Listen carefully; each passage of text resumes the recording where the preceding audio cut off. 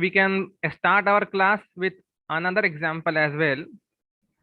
Suppose यहाँ पर हम लोग एक एग्जाम्पल लेते हैं. It's a very basic problem, क्योंकि हम लोग को मेनली ये क्लास में यही सीखना है कि कैसे बाकी लोगों से थोड़ा हटकर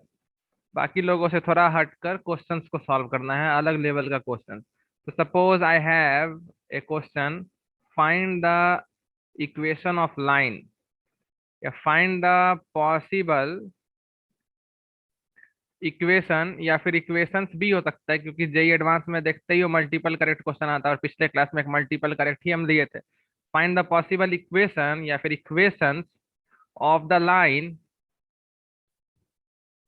पासिंग थ्रू द पॉइंट से, कुछ भी ले लेते हैं, 1, -2, which is inclined at an angle of tan inverse of 2 with the line 3x minus 2y plus 1 equal to 0. So the question is very basic. हम लोगों को एक लाइन या फिर दो लाइन या फिर तीन लाइन, पता नहीं कितना लाइन होगा, का पॉसिबल इक्वेशन निकालना है जो 1, -2 से पास करता हो, और एक लाइन की इक्वेशन दी हुई है हम लोग को 3x minus 2y plus 1 equal to 0. Here I have given the line 3x minus 2y plus 1 equal to 0. इस लाइन के साथ जो लाइन हमको निकालना है, वो लाइन इस लाइन के साथ tan इनवर्स 2 का एंगल बना रहा होगा. Obviously tan inverse 2 is an angle only. tan inverse 2 का मतलब एक ऐसा एंगल थीटा हो गया जिसका tan थीटा का वैल्यू अगर हम निकालते हैं तो उसकी वैल्यू 2 आएगी. जैसे tan इनवर्स 1 45 डिग्री होता है, tan इनवर्स √3 60 डिग्री होता है, वैसे ही tan इनवर्स 2 एक अच्छा एंगल नहीं याद है हम लोग को, लेकिन tan इनवर्स 2 भी एक एंगल होगा. सो try to solve this problem for some time and then have a look at the solution. So let us first discuss that concept. So concept required, जो इस तरह के क्वेश्चन को सॉल्व करने के लिए हमारे को जरूरत पड़ता है कंसेप्ट का, वो बहुत ही जबरदस्त कंसेप्ट है. उस कंसेप्ट का हम लोग नाम लिख सकते हैं इक्वेशन ऑफ लाइन. ये एक टॉपिक हुआ है स्ट्रेट लाइन में, ठीक है. Equation of line inclined, equation of line inclined at some angle alpha, equation of line inclined at some angle alpha to a given line, y is equal to mx plus c. कहने का मतलब है इस topic में हम लोग पढ़ने जा रहे हैं कि अगर कोई एक लाइन गिवन है, इनफैक्ट जरूरी नहीं है कि तुमको एक लाइन दे, तुमको एक पर्टिकुलर डायरेक्शन भी बता देना और उस डायरेक्शन के साथ एक पर्टिकुलर एंगल बनाने वाला डायरेक्शन का पता करने बोले, तो उस तरह का चीज में हम लोग यूज करने वाले हैं ये वाला प्रॉपर्टी जो अभी हम लोग यूज करेंगे. तो इसको करना बहुत जरूरी है. Suppose I am drawing a line like this. ये हो गया मेरा वाई एक्सिस एंड से this is my x axis. अब देखो एक लाइन हम लोग से ड्रॉ कर लेते हैं. लाइन कुछ भी मान लेते हैं. सपोज ऐसा एक लाइन है जो कि थ्योरी में दिया हुआ है कि line y equal to m x plus c है, तो हम लोग एज्यूम कर लेते हैं कि हाँ भाई ये line y equal to m x plus c है. अब इस तरह के क्वेश्चन को पहले तो हम लोग फिगर बनाया करेंगे. फिगर जितना क्लियर हम लोग का बनेगा उतना ज्यादा सवाल चांस है सॉल्व हो जाने का. नाउ सपोज जस्ट अज्यूम कर लेते हैं हम लोग कि एक रैंडम पॉइंट कोई दिया हुआ है हम लोगों को, से यहाँ पर एक रैंडम पॉइंट P है, इसका कुछ कोऑर्डिनेट दिया है सपोज x1, y1. आपको बोल रहा है कि भाई इस पॉइंट से पास करने वाला कोई लाइन बताओ, या पॉइंट नहीं भी देगा, तुमको बोलेगा कि y equal to m x plus c line के साथ अल्फा एंगल बनाने वाला डायरेक्शन कितना डिफरेंट डायरेक्शन दिखता है. तो देखो ध्यान से, हम लोगों को एक नहीं बल्कि हम लोगों को दो डिफरेंट डायरेक्शन यहाँ पर दिख सकता है. नाउ द पॉइंट अराइजेज कि कैसे, तो तुम ये देखो अल्फा एंगल मान लो कुछ है रैंडमली, ऐसा एक लाइन गया हम लोगों का जो given line y equal to m x plus c के साथ अल्फा एंगल बना रहा था. से दिस एंगल वाज अल्फा। तो अगर ये एंगल अल्फा था जो dotted line y equal to m x plus c के साथ बना रहा था, तो फिर ये एंगल भी कितना था? अगर ऐसा भी कोई लाइन हम लोग का जाता है, say if some line goes like this, तो ये लाइन जो है डॉटेड, फिर ये कितना एंगल बना रहा है? Same angle alpha. तो अल्फा एंगल बनाने वाला दो पॉसिबल डायरेक्शन हो सकता है, पहले इस चीज को हम लोग समझेंगे। एक पॉसिबल स्लोप m1 हो सकता है और एक पॉसिबल स्लोप m2 हो सकता है। अगर आपको ग्रीन लाइन का स्लोप पता है और ग्रीन लाइन के साथ जो एंगल बना रहा है अननोन लाइन, उस कितना एंगल बना रहा है वो, अगर वो एंगल अल्फा पता है, तो जो मोस्ट जनरल अप्रोच स्टूडेंट्स लेते हैं, let us first discuss that one. Mostly what student does, so here we have common method. This method is very common, ये जनरली सभी लोग लगाते हैं। हम लोग को एम स्लोप पता ही है हम लोग को, so m is known, m slope पता है और अल्फा एंगल पता है, अल्फा इज नोन। ये दो चीज हम लोगों को पता होता है। तो हम लोग क्या करेंगे, जो अननोन लाइन है, डॉटेड लाइन, जो दो डॉटेड लाइन है, उनका कुछ रैंडम स्लोप हम लोग मान लेंगे, say m dash. So let slope of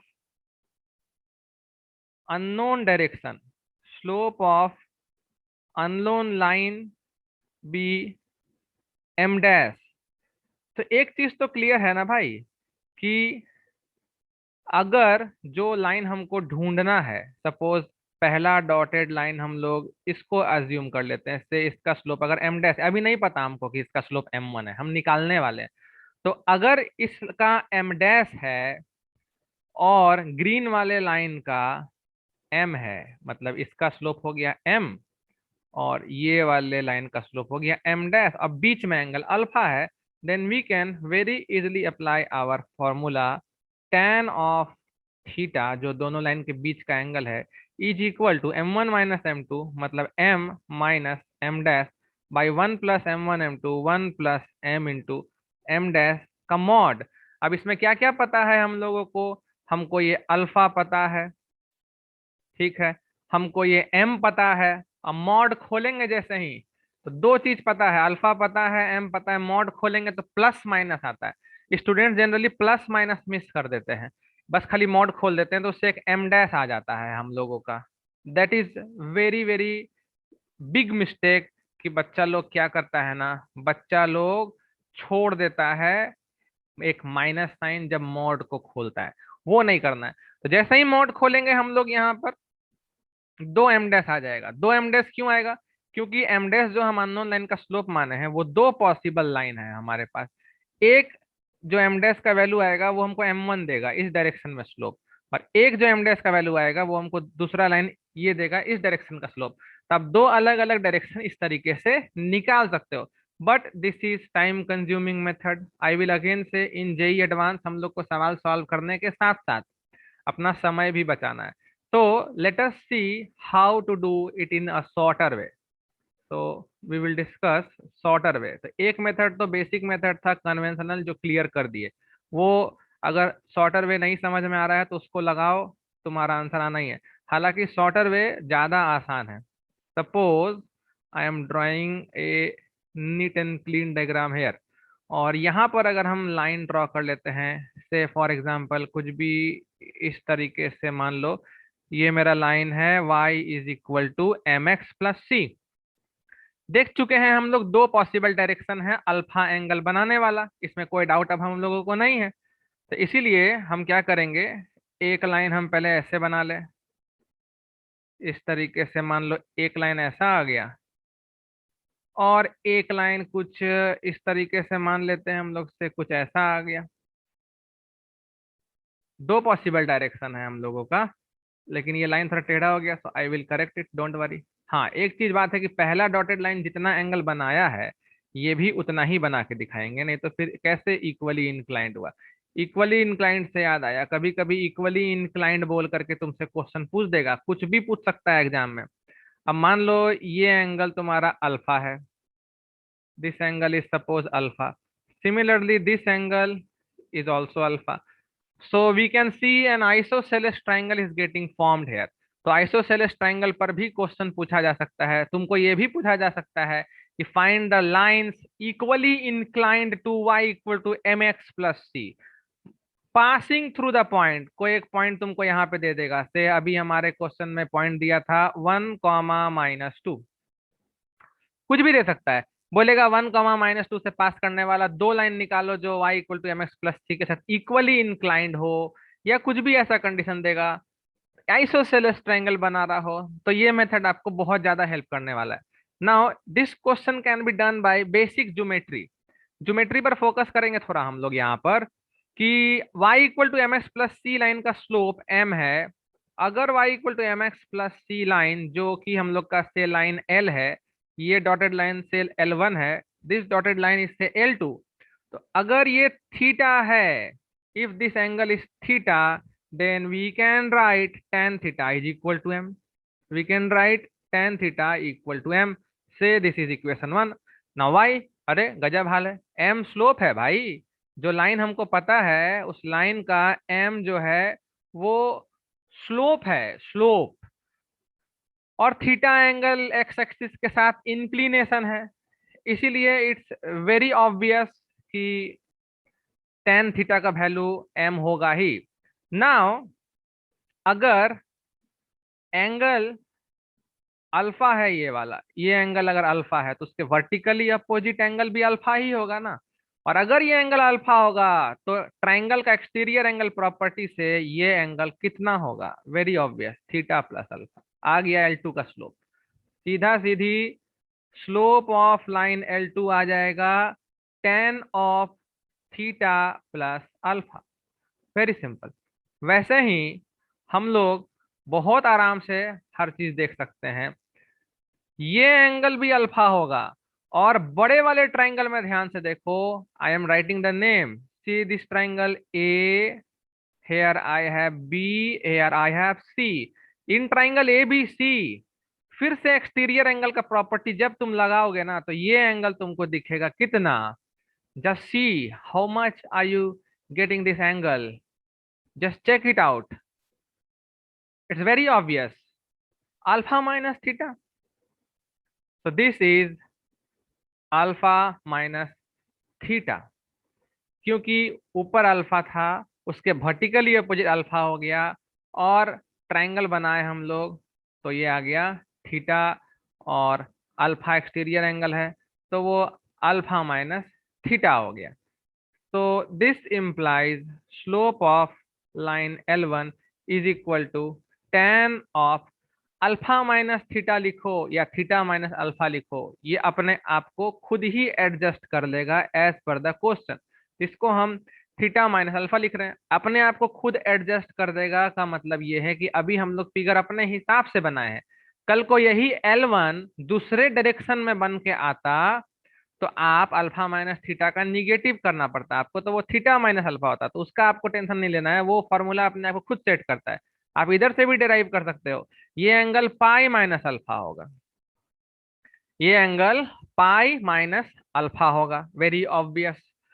अब सोचेंगे हम लोग कि जो एंगल को हम लोग अल्फा माइनस थीटा रखे हैं, that can come negative also, क्योंकि क्या गारंटी है, अल्फा जो है वो थीटा से कहीं छोटा निकला, हो सकता है ना कि y equal to m x plus c line 70 degree बना रहा हो और अल्फा ही पूछा है कि 20 डिग्री का इंक्लिनेशन हो, तो इसीलिए अल्फा माइनस थीटा लिखना 100% करेक्ट नहीं होगा, क्योंकि एंगल कभी निगेटिव नहीं होता है।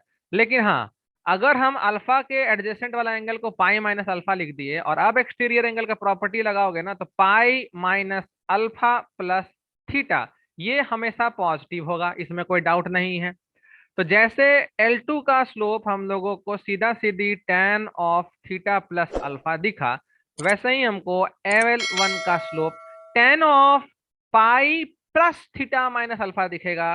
अब पाई प्लस का सिग्निफिकेंस tan में नहीं है, so this is tan of theta minus alpha, इसलिए हम tan of theta minus alpha लिखे। जो पहले अल्फा माइनस थीटा लिखते और कहीं अल्फा माइनस थीटा निगेटिव आ जाता, तो वो अपने आप माइनस साइन बाहर निकल के tan of theta minus alpha बना ही देता।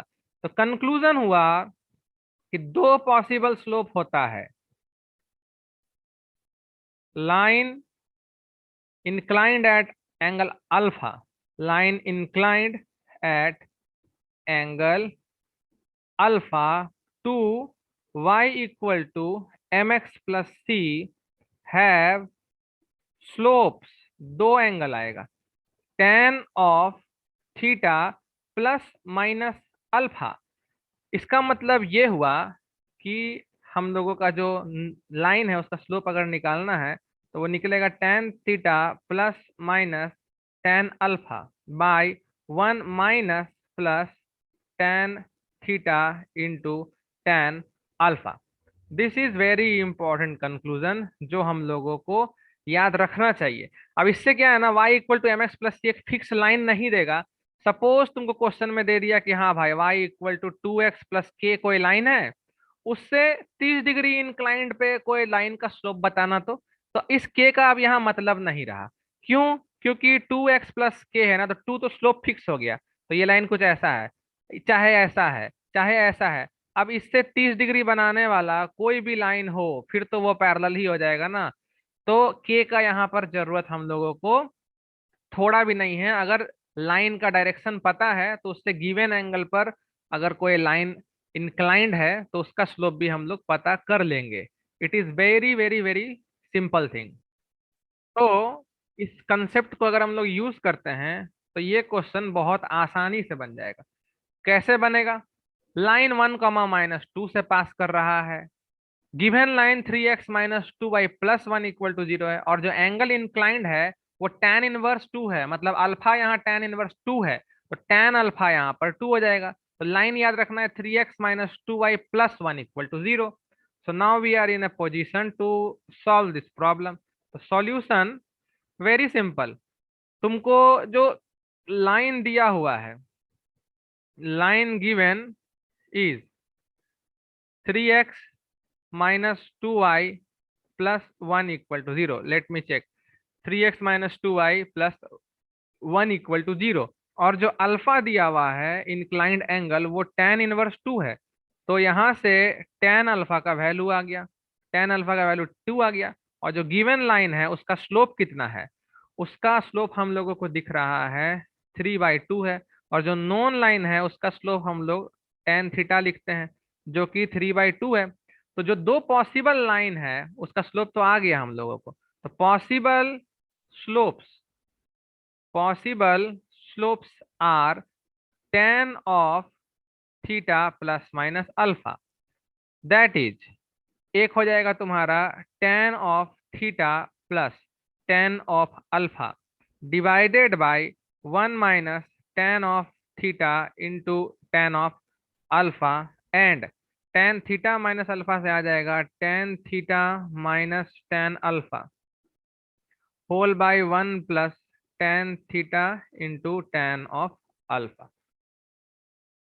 This implies slopes are, tan theta का वैल्यू 3/2 दिया है, tan अल्फा का वैल्यू 2 दिया है, बाय 1 माइनस 2 कट जाएगा, यहाँ 3 आ जाएगा। और यहाँ पर tan थीटा का वैल्यू 3/2 है और tan अल्फा का वैल्यू 2 है। अब बाई 1 प्लस 2 कट जाएगा 3। तो यहाँ से हम लोगों को स्लोप मिल गया। तो इम्प्लाइज एक स्लोप m1 मान लेते हैं। ये कितना आ जाएगा? ऊपर में तुम्हारा आ जाएगा 4 और 3 7/2, और नीचे में तुम्हारा क्या है? नीचे में तुम्हारा है -2। तो ये -7/4 आ जाएगा।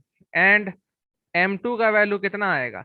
ये तुम्हारा 3 - 4 -1/2, और नीचे 4 है तो -1/2 और 4 -1/8।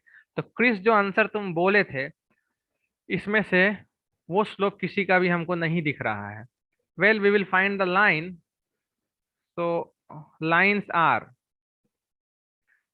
y1, -2 था ना, तो y -2 y+2 इक्वल टू पहला स्लोप है -7/4 इंटू x-1। और जो दूसरा लाइन है वो y+2 इज इक्वल टू दूसरा स्लोप -1/8 का है इंटू x-1। ऑन अरेंजिंग 4 को क्रॉस मल्टीप्लाई कर दो तो 4y हो जाएगा, और 7x को लेफ्ट से राइट ले आओ तो 7x + 4y। और इधर 8 रहेगा और तुम्हारा इधर +7 रहेगा, वो इधर आएगा तो +1 इक्वल टू 0। एक ये लाइन है।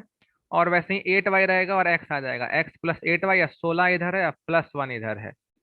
x +8y और +15 equal to 0। So these are two possible lines जो given line 3x - 2y +1 equal to 0 के साथ tan इनवर्स 2 का एंगल बनाएगा और 1, -2 से पास करेगा। सो आई थिंक यहाँ तक सब क्लियर है। नेक्स्ट टॉपिक पर अब हम लोग मूव कर सकते हैं।